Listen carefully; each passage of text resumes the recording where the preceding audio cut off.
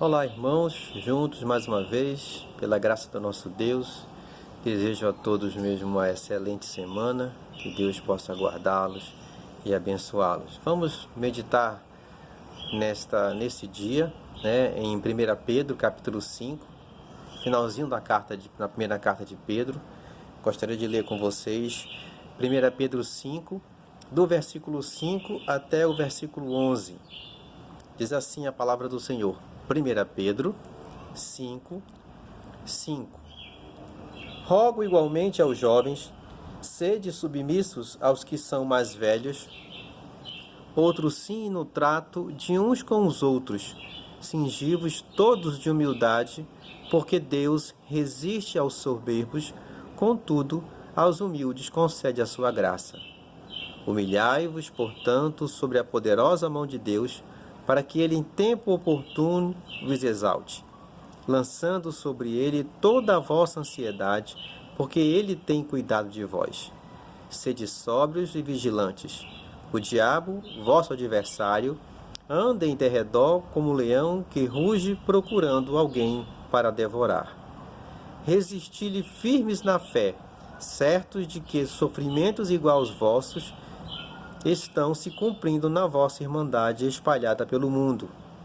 Ora, o Deus de toda a graça, que em Cristo vos chamou à sua eterna glória, depois de terdes sofrido por um pouco, Ele mesmo vos há de aperfeiçoar, firmar, fortificar e fundamentar.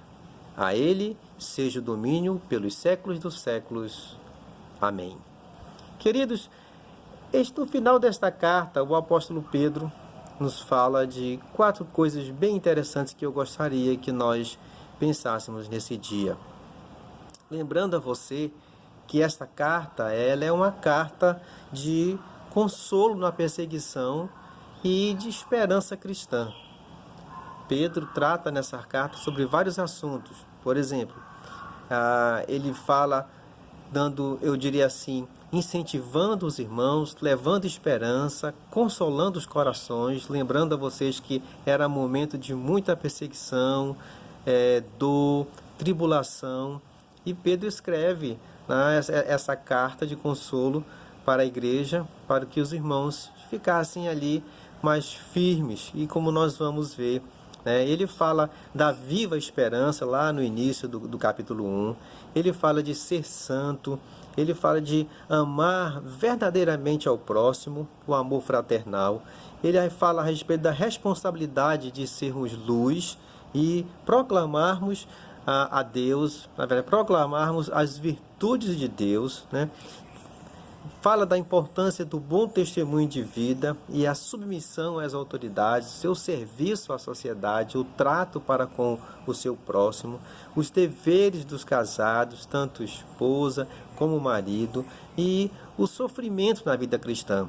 E depois que ele fala a respeito do sofrimento, ele vem finalizando a sua carta aqui no capítulo 5, e ele fala a respeito de uma coisa muito interessante, que nós temos falado bastante sobre isso, que são a mãe das virtudes, e o primeiro ponto aqui é exatamente isso que ele fala, é humildade.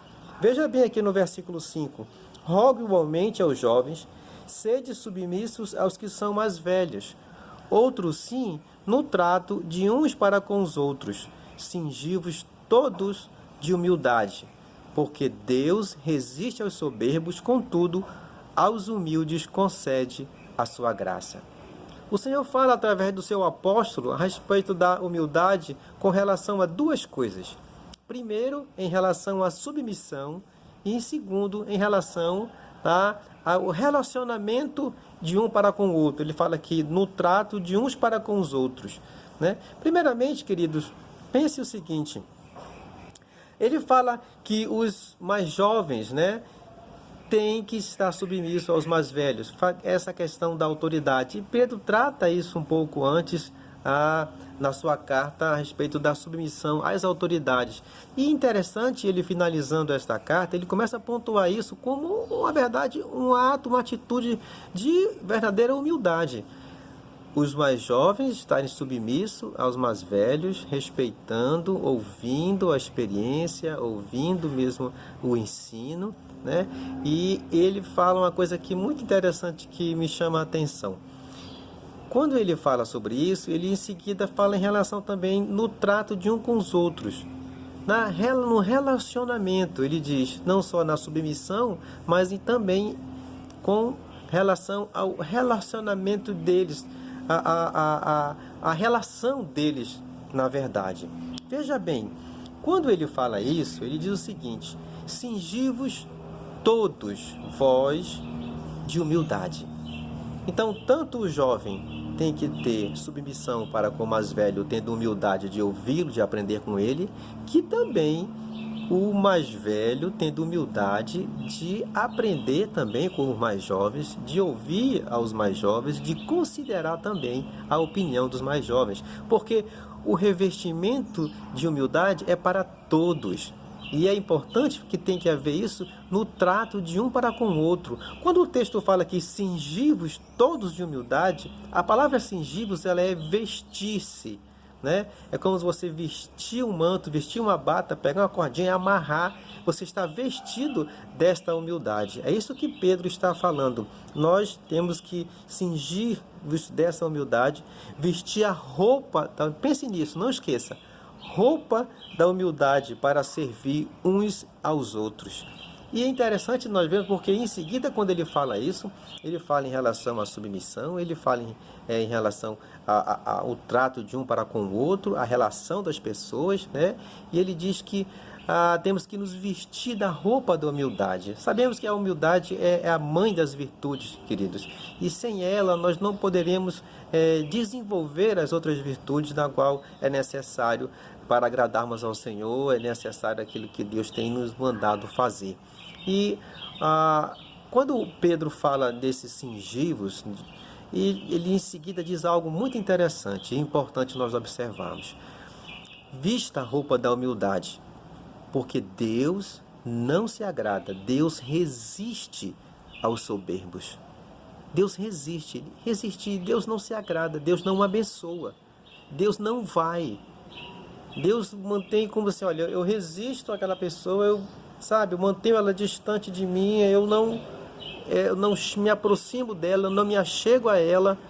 Deus resiste a isso. Mas a humilde, diz o texto aqui, ele concede a sua graça. Ele é gracioso, ele se aproxima, ele quer comunhão, ele quer mostrar o seu favor. Ele mostra a sua graça aos humildes, não ao soberbo. Por isso que é tão importante, amados, nós nos vestirmos da roupa da humildade. Submissão para com as autoridades, submissão. Por isso que o apóstolo Paulo fala lá na sua carta aos Filipenses, no capítulo 2, versículo 3, que nós temos que considerar o irmão, o outro, superior a nós. Esse sentimento, não é que Paulo está ensinando que um é melhor do que o outro, não, mas esse sentimento de respeito, de ter eu diria assim, a consideração de ouvir, de aprender, mesmo que não concorde, considera superior. Isso é uma coisa muito difícil, queridos, mas pense o seguinte: nós precisamos nos vestir com essa roupa de humildade. Precisamos nos submeter à vontade de Deus. Precisamos nos relacionarmos melhor com a humildade com as pessoas e também com Deus. Eu aplico o seguinte princípio, né? A Bíblia diz lá em 1 João que aquele que não ama ao seu próximo que vê, como pode amar a Deus que não vê? E eu digo a mesma coisa, amados. Aquele que não consegue ser humilde com o seu próximo, não consegue ter atitudes de humildade para com o seu próximo, submissão, respeito na relação, como vai ter com Deus que não vê? Pense nisso. E interessante que em seguida, depois de falar a respeito dessa humildade, ele fala da segunda coisa, no versículo 7. Versículo 6 ele fala o seguinte: humilhai-vos, portanto, sobre a poderosa mão de Deus, para que ele em tempo oportuno vos exalte. Essa humilhação está se curvando diante da vontade de Deus, fazendo a vontade de Deus, atendendo mesmo nas situações difíceis, a vontade de Deus. Humilhai-vos sobre a poderosa mão de Deus. É sobre a mão de Deus que você está se humilhando. É sobre o Senhor, é para o Senhor. E Ele, em tempo oportuno, nos exaltará. Não vai exaltar necessariamente neste mundo, mas a exaltação maior vai ser na sua vinda, quando Ele nos levar, quando Ele nos exaltar a Ele, a salvação que receberemos na nossa glorificação, na ressurreição que teremos. Esse é algo precioso que às vezes fica tão distante da nossa vida, da nossa realidade. Pense nisso. E ele diz o seguinte, versículo 7. E é a segunda coisa que eu quero que você preste bem atenção. Primeiro foi a humildade. Cingivos de toda a humildade, porque Deus resiste aos soberbos, mas dá graça e concede favor aos humildes. E ele diz o seguinte, lançando sobre ele toda a vossa ansiedade, porque ele tem cuidado de vós. Ansiedade, amados. O que fazer com tanta ansiedade? Pedro está falando, irmãos, às pessoas aflitas e perseguidas. Pedro está falando a muitos que eram torturados, perseguidos e até mortos. Ele está falando, lance sobre ele a sua preocupação. Ele fala aqui assim, olha, lançando sobre ele toda a vossa ansiedade. A palavra ansiedade aqui é preocupação. Quem não tem preocupação, quem não fica preocupado com as coisas a resolver, com as dificuldades, com as lutas, quem às vezes ficamos tão ansiosos, será que vai dar certo, será que não vai dar certo, o que vai acontecer, o que não vai acontecer, ou como vai ser isso, como vai ser aquilo. O Senhor diz, calma, calma, a preocupação, a ansiedade, elas vão existir sempre, mas elas não têm que nos dominar. Nós temos que lançar sobre ele, colocar diante dele toda a ansiedade. Não andeis ansiosos por coisa alguma, ele diz, o que é vez de comer, de beber, de vestir, né? O Senhor providencia tudo isso. Tantas coisas que às vezes ficamos ansiosos, as dificuldades, as lutas, ele disse, lance sobre mim, confie em mim, que eu mesmo vou estar cuidando. Ele diz assim, por que ele fala que temos que lançar sobre ele? O texto mesmo diz, porque ele tem cuidado de nós. Ele tem cuidado de nós. Sabe uma coisa que me chama muita atenção e eu queria pensar com você nesse dia? Quem está falando isso é o apóstolo Pedro, que logo depois foi martirizado. Ele está ensinando e ele está mostrando a vontade de Deus como o mensageiro de Deus. Ele é o apóstolo, mensageiro enviado com autoridade para falar para o Senhor, pelo Senhor. E ele está dizendo que temos que lançar a preocupação sobre o Senhor, porque Ele tem cuidado de nós. E você pode pensar assim, você sabe o que aconteceu com Pedro? Pedro foi crucificado de cabeça para baixo, diz a tradição. Ele foi martirizado. E onde estava o cuidado do Senhor nessa hora com ele? Alguns questionam isso. E agora? Por quê? Acham que Deus tem que ter todo o cuidado da forma que nós achamos e pensamos. Mas não é assim, queridos. Deus cuidava de Pedro, sim. Deus separou Pedro, Deus capacitou Pedro e Deus cuidou Pedro até o momento que chamou para ele. Tudo tem um propósito. Não entendemos muitas vezes o propósito de Deus das nossas dificuldades, das nossas lutas. Mas até mesmo na morte, como mártir de Pedro, Deus tinha propósito. E Deus cuidou sim dele. Deus cuidou até o fim, até o momento que ele mesmo escreve na outra carta. Diz, olha, Deus já me revelou, já me mostrou que eu estou para partir. Ele sabia que seria difícil, ele sabia, mas ele almejava com certeza ir logo para com o Senhor. Muitas vezes o cuidado de Deus não vai ser da forma que nós pensamos ou almejamos ou até sonhamos. O cuidado de Deus vai ser sempre na necessidade nossa, diga assim, na medida da nossa necessidade.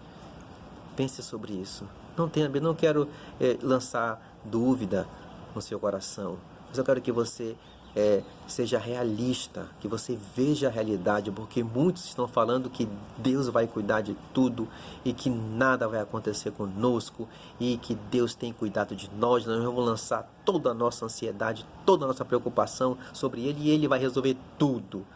Não é assim que funciona, amados. Porque é através dessas dificuldades, através também das tribulações, que o Senhor trabalha na nossa vida. Mas a ansiedade, a preocupação tem que ser lançada sobre Ele, porque Ele tem cuidado de nós. Humildade, ligada à submissão e à relação. Ansiedade, que tem que ser lançada sobre o Senhor, porque Ele tem cuidado de nós. E aí ele continua, versículo 8. Sede sóbrios e vigilantes. O diabo, vosso adversário, anda em derredor como um leão que ruge procurando alguém para devorar. Sede sóbrios e vigilantes. Vigilantes. Esta é a palavra, vigilantes. E interessante como ele coloca uma palavra conjunta. Sede sóbrios e vigilantes. Essa sobriedade está relacionada exatamente como a pessoa que está embriagada é aquela que está sóbria. Sóbria que não está embriagada, não está entorpecida, né? A gente tem muito isso quando a gente vê as pessoas consumindo álcool, né? Bebida alcoólica e ficando bêbada, como se diz, né? A pessoa perde a sobriedade. E o Senhor está falando o seguinte: sejam sóbrios e vigilantes. Só dá para ser vigilantes se nós tivermos sóbrios, irmãos. Veja bem, estar sóbrio para enxergar com clareza a realidade que nos cerca, para a situação que nós estamos. E Pedro está falando o seguinte: sede sóbrios e vigilantes, porque o diabo, o vosso adversário, está sempre ao teu redor.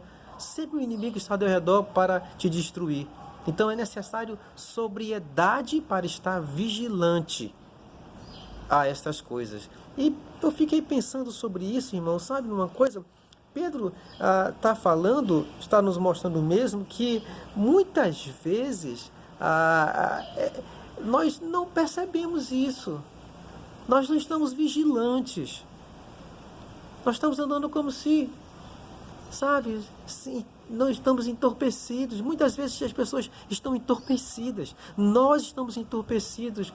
Com o que, pastor? Entorpecidos, meus queridos, com a influência do mundo, entorpecido com os valores do mundo, entorpecidos com a nossa vontade, prevalecendo sobre a vontade do Senhor para as nossas vidas, entorpecido com o pecado. Nós precisamos estar sóbrios e vigilantes para não sermos derrubados pelo inimigo.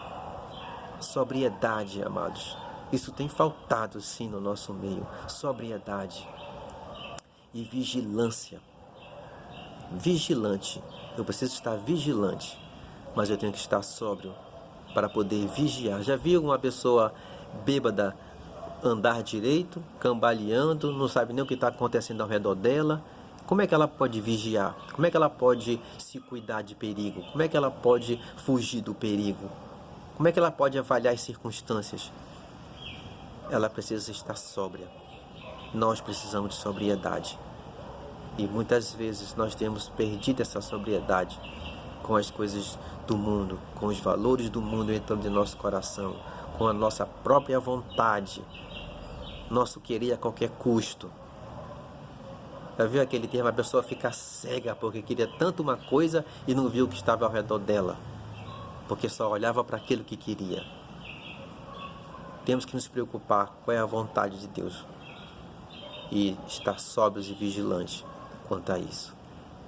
Vamos pensar sobre isso, amados. Vamos mesmo andar humildemente diante do Senhor, jogar a nossa ansiedade para o Senhor, porque Ele tem cuidado de nós, lançar sobre Ele a nossa ansiedade, Ele cuida de nós, e estarmos sóbrios e vigilantes aos nossos adversários. E ainda mais no versículo 9 e 10, ele conclui-se da seguinte forma: ele fala, resistires firme na fé. Nós precisamos de firmeza. Exatamente, nós precisamos de firmeza, queridos. firmeza. Firmeza, resistir firme na fé. O diabo vai usar os sofrimentos para nos enfraquecer. Olha o que diz aqui o versículo 9. Resistires firmes na fé, certos de que sofrimentos iguais aos vossos estão se cumprindo na vossa irmandade espalhada pelo mundo. Fique firme, firme. Não perca a esperança. Não entregue os pontos, assim. Não fica desiludido. Resistir na fé. A firmeza da fé é necessário. Apesar do sofrimento, apesar da calamidade, apesar da tragédia, apesar de toda a ansiedade e angústia, fica firme. Firme no Senhor, porque todo esse sofrimento não é só com você. Pedro fala, a irmandade está sofrendo. Ele escreve para uma igreja perseguida, torturada, sofrida, muitos morrendo. Ele diz, resista firme na fé.